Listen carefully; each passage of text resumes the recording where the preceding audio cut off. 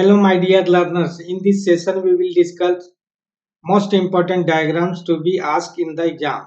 So first, you see on the screen, I will show you the reflex arc. This is a reflex arc, and below written the about it.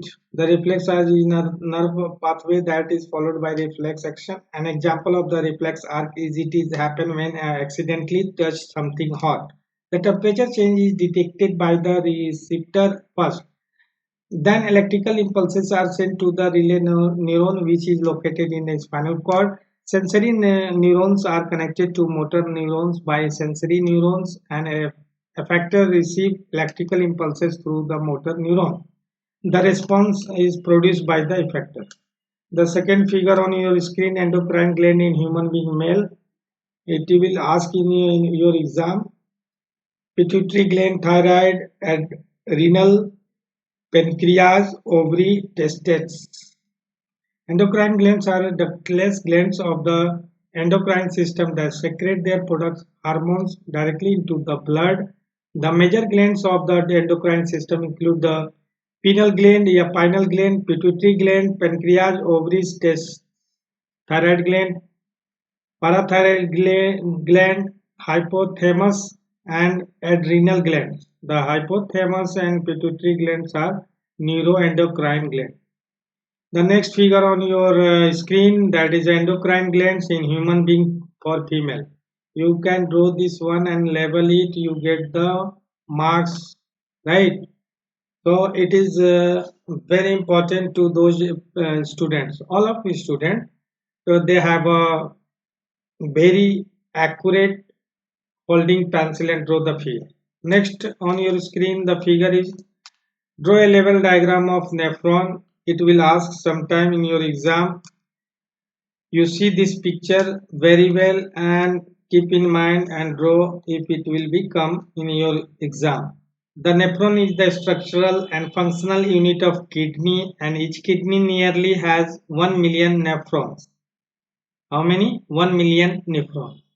Nephrons has two parts, glomerulus and renal tubuli. Renal tubuli starts with a cup-shaped structure called Bowman's capsule, the Cbse, proximal convoluted tubuli, then Henel's loop, and finally DCT, distal convoluted tubuli. The next figure on your screen you see rainbow formation. A rainbow is a natural spectrum appearing in the sky after a rain shower. It is caused by the dispersion of sunlight by water droplets present in the atmosphere. The water droplets act like small prisms. They react and disperse the sunlight, which again reflected internally and finally reflected again when coming out of the raindrop. Due to the dispersion and internal reflection of the sunlight by the water droplets, we see the rainbow. This question asked in exam. You see this is the diagram. You can understand very well by this one, right? This is a sunlight come here and this one strike and then it get violet. It is a refraction taking place here, right? Again it will become here and come to the here, that is rainbow form, that is a red line. Refraction again here, this point you see internally reflected rays travel at the different angle. Here a rainbow formation, but here is the main point that the rays travel at different angles. Next figure on your screen, red dimming of the sun at the sunrise and sunset. The light from the sun near the horizon passes through thicker layers of air and has to travel larger distance to reach the Earth's atmosphere before the reaching our eyes.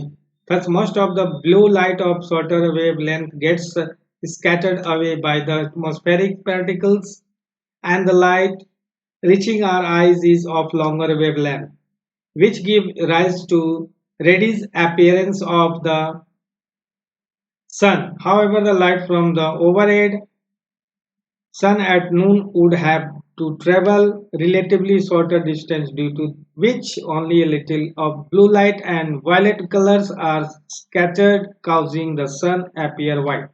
This is the diagram. You can understand this one.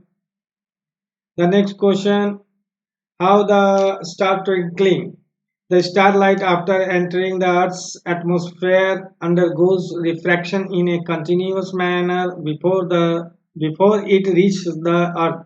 That the atmospheric refraction is due to the change in the refractive index at the different level in the atmosphere. The starlight bends towards the normal. The appearance position is different from the actual position of the star.